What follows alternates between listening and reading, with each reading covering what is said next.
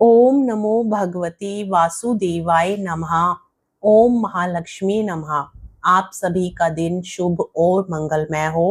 भगवान श्री हरि और माता लक्ष्मी की कृपा आप सभी भक्तजनों पर सदा सर्वदा बनी रहे। आज हम सुनेंगे कार्तिक मास की कथा में चौथा अध्याय और साथ में सुनेंगे गणेश जी की मेंढक और मेंढकी की कथा, क्योंकि आज कार्तिक कृष्ण पक्ष की चतुर्थी का दिन है। कार्तिक मास व्रत कथा के चौथे अध्याय में भगवान ऋषि सूत जी नारद जी को आगे बताते हैं कि भगवान मछली के समान रूप धारण कर विंध्यवासी कश्यप ऋषि की अंजलि में आ पहुंचे। मछली ना तो कमंडल और ना ही तालाब में समा रही थी। आइए विस्तार से सुनते हैं कार्तिक व्रत कथा के चौथे अध्याय को। नारद जी बोले, ऐसा कहकर विष्णु भगवान मछली के समान रूप धारण कर विंध्यवासी कश्यप ऋषि की अंजलि में आ पहुंचे। कश्यप ऋषि ने दया करके उन्हें अपने कमंडलू में रख लिया। जब वह उनके कमंडलू में ना समा सके तब उन्हें कुएं में डाल दिया। जब उसमें भी वह मछली ना समा सकी तब उसे तालाब में फेंक दिया, और जब तालाब में भी ना समा सकी तब उसे समुद्र में डाल दिया। वहां भी वह बढ़ने लगी। इसके उपरांत उस नारायण रूपी मत्स्य ने शंखासुर को मारा। तत्पश्चात उस शंख को हाथ में लेकर बद्रिकारण्य में आ पहुंचे। बद्री नारायण में सब मुनियों को बुलाकर आज्ञा दी। विष्णु ने कहा, पानी में इधर उधर फैले हुए वेदों को ढूंढो। शीघ्र ही आप लोग रहस्य युक्त वेदों को जल से निकालकर शीघ्र मेरे पास ले आए। इतने काल तक मैं देवताओं के साथ प्रयाग में ठहरा हूँ। राजा पृथु से नारद जी ने कहा। इसके पश्चात अपने तपोबल से समस्त ऋषियों ने यज्ञ बीजों के सहित सब वेद मंत्रों को ढूंढ निकाला। उन वेद मंत्रों में से जो जो भाग जिस जिस मुनि को मिला वह भाग उस मुनि का हो गया। तत्पश्चात हे राजन, उसी दिन से उस भाग के वे ही ऋषि कहलाए। सब वेदों को लेकर मुनिगण प्रयाग में आए और ब्रह्मा को उन लोगों ने सब वेद समर्पित कर दिए। सब वेदों को पाकर ब्रह्मा बड़े प्रसन्न हुए। तुरंत ही उन्होंने देवता तथा ऋषियों के साथ अश्वमेघ यज्ञ किया। यज्ञ के अंत में देवता, गंधर्व, यक्ष, नाग और गुहाक गण विष्णु को भूमि में दंडवत करके प्रार्थना करने लगे। देवता गणों ने कहा, हे देव देव, हे जगन्नाथ, हे प्रभु, हम लोगों की प्रार्थना सुनिए। हम लोगों के हर्ष का समय है, इससे आप हमें वरदान दीजिए। इस स्थान में नष्ट हुए वेद पुनः ब्रह्मा को मिले हैं। हे लक्ष्मीपते, आपकी अनुकंपा से हम लोगों को यज्ञ का भाग भी यहाँ मिला है। इसलिए यह स्थान आपके प्रसाद से आज से पृथ्वी भर में सर्व प्रधान पुण्य को बढ़ाने वाला, मुक्ति और भुक्ति को देने वाला होवे।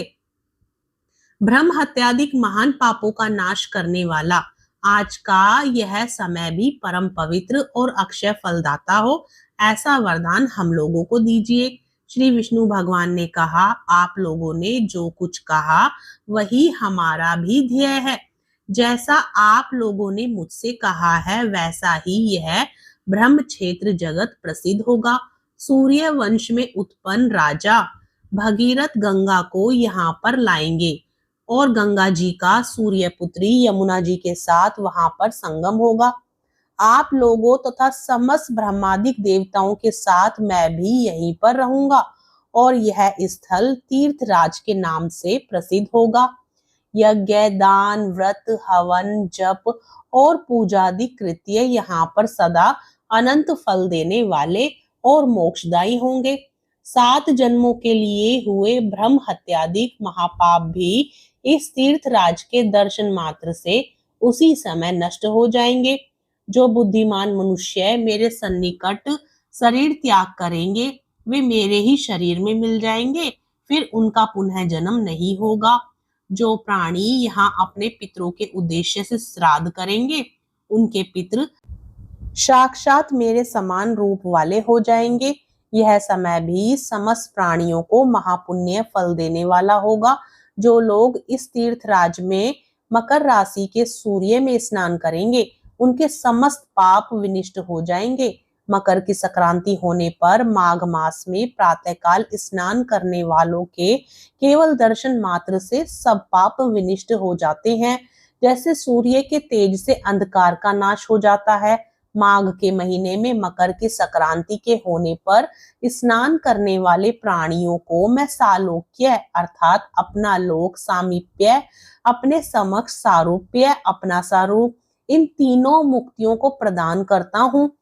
हे मुनि वर्य, आप लोग मेरे शब्दों को सुनिए। मैं सर्वत्र व्याप रहता हूँ, सर्वदा बद्रिकारण्य में निवास करता हूँ। अन्यत्र सैकड़ों वर्ष तप करने पर जो फल प्राप्त होता है वही फल यहाँ एक दिन में मिल जाएगा। जो महानुभाव मेरे उस स्थान का दर्शन करेंगे वे जीवन मुक्त हो जाएंगे और उनके समस्त पाप नष्ट हो जाएंगे। श्री सूत जी बोले कि इस तरह विष्णु भगवान उन सब देवताओं से कहकर ब्रह्मा जी के साथ ही अंतर्ध्यान हो गए और इंद्रादि देवगण भी अपने अंशों को वहीं छोड़कर अंतर्ध्यान हो गए।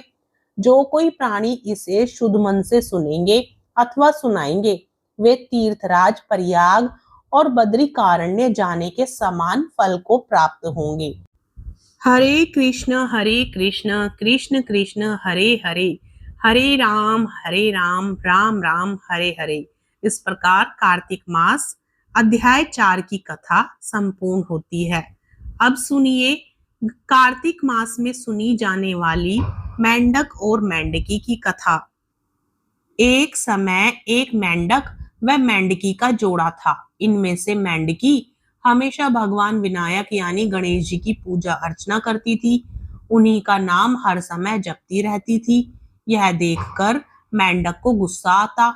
एक बार उसने गुस्से में मेंढकी को कहा कि तू पापी है जो हर समय पर पुरुष का नाम लेती रहती है। इस पाप को करना बंद कर। धमकी भी दी कि यदि आज के बाद विनायक जी का नाम लिया तो वह उसका सिर फोड़ देगा। कथा के अनुसार मेंढक की इस बात से गणेश जी उससे नाराज हो जाते हैं। इसके बाद एक दिन राजा की एक दासी आती है और दोनों मेंढक मेंढकी जिस पानी में रहते हैं उसे एक पात्र में डालकर ले जाती है, जहां वह उस पानी को चूल्हे पर चढ़ा देती है। तभी मेंढकी तो भगवान गणेश का नाम लेने से उबलते पानी में भी कष्ट नहीं पाती, लेकिन मेंढक दर्द से करहा उठता है। गर्म पानी में भी जब वह मेंढकी को बिना कष्ट के देखता है तो वह उससे इसका कारण पूछता है। इस पर वह गणेश जी को ही उसके संकट दूर करने वाला बताते हुए मेंढक को भी ऐसा ही करने को कहती है। ये सुन जान बचाने के लिए मेंढक गणेश जी का नाम लेने लगता है। इससे गणेश जी प्रसन्न हो जाते हैं।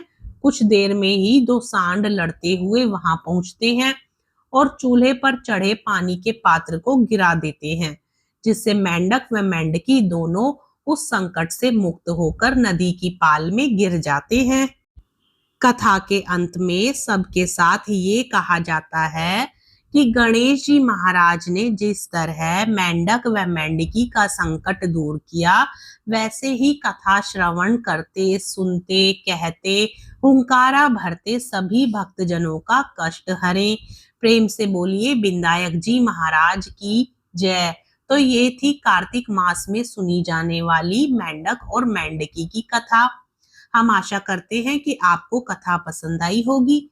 इस प्रकार की और कथाएं श्रवण करने के लिए चैनल को जरूर सब्सक्राइब करें, अपने मित्रगणों में कथा को शेयर करें और साथ ही वीडियो पसंद आए तो लाइक भी जरूर करें।